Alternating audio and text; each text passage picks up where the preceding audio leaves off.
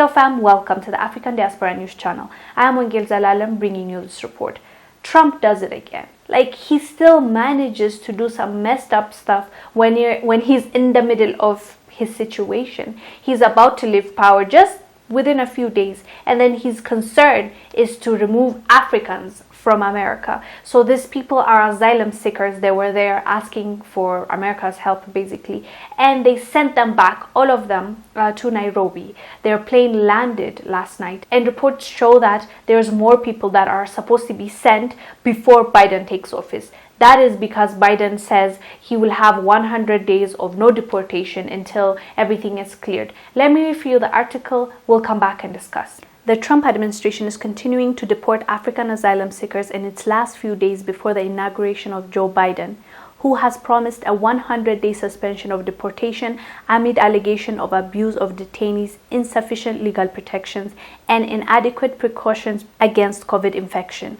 U.S. Immigration and Customs Enforcement confirmed a removal flight left Louisiana on Thursday for Nairobi. The charter plane, believed to be carrying Somali, Ethiopian, and Kenyan deportees, made a refueling stop in Sofia.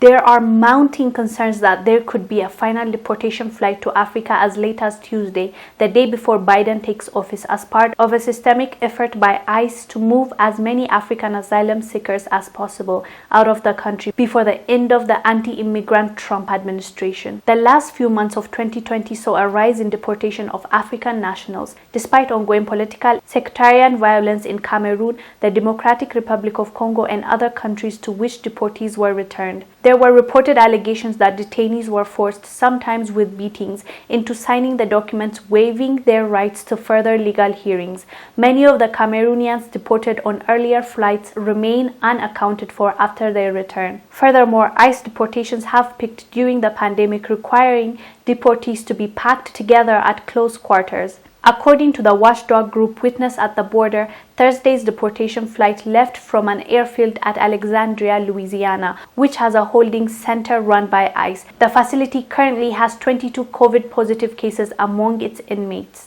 Wow! The amount of energy Trump's administration is putting into removing these people and sending them back to their countries is impressive. How hard they're working to do that before Biden comes into office. It's so crazy to me, and they have a lot to worry about. He's saying he has lawsuits. He's saying voter fraud and what his people did to the Capitol. He has so many things in his plate. You would think immigrants are the least of his concerns, but no, he's really focusing on it. He's focusing on it to a point where until Biden comes in, because Biden said for 100 days he will put it on hold, like the deportation with the asylums. He is going to make sure that this happens before Biden gets into office. Like, that's how crazily he's working. He's working overtime to send back these people. And the sad thing is, you see, these people, when they are asking for asylum, most of them, it's because of political instability in their own countries. It's because maybe they're activists, or they spoke up against the government and their own government. They want them, or they want to arrest them, or they want to scold them, or even worse, they want to end their lives. So that's why they fled their countries to go and ask America. So when they're asking America, they're like, okay, no, we don't want that, and they're sending them back. So that's what's happening. The unfortunate thing is they're not even being given time. They're not even being given the lawyers. Some of the lawyers said they were not even given time for them to respond, to appeal, to take it to court. They were just sent without even communicating with their lawyers, with their families.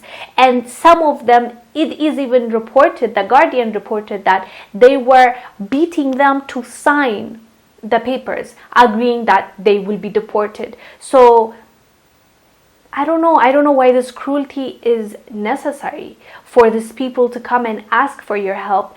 And you could have given them time. It's not about, you can decide at the end of the day, the court system can decide if this person is worthy of an asylum or not, and they can decide to send them back. But without even giving them a fair chance, just packing them up and and the report shows that with this pandemic, they're not even social distancing. They're putting everybody together, putting them at risk, even though there's already like 22 cases in that place that they're keeping them. They're not even caring for their lives. They're packing them together like they're some kind of animals, and they're sending them, shipping them back to their country. The people from Cameroon, they were sent back home, and nobody heard from them again after they dropped them there. What do you think happened to them?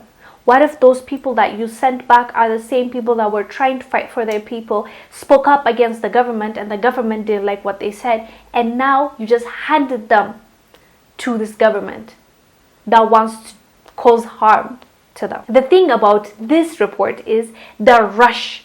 He only has a few days in the office, and that he is making sure that these people are sent.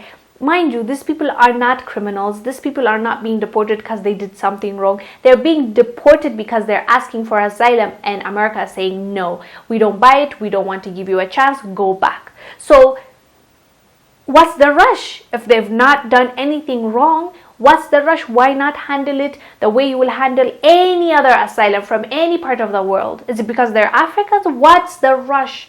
That's what I don't understand, why they're rushing so much to send these people. Like, activists have been fighting this, so they're not even disclosing the information, disclosing where they're keeping these people, because they don't want anybody to protest. They don't want anybody to stop what they're doing. So they're moving in secret. If they're doing something that is right and correct, why keep it a secret?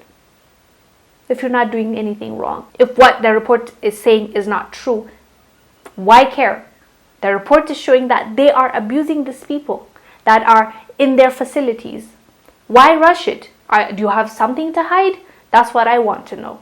Anyways, guys, do let us know down below what your thoughts are about Trump and his team working overtime to send these Africans back to their countries before Biden takes his office, and give them a chance to at least appeal in court. Let us know. I am Wangel Zalalam bringing you this report. I'll see you on the next one.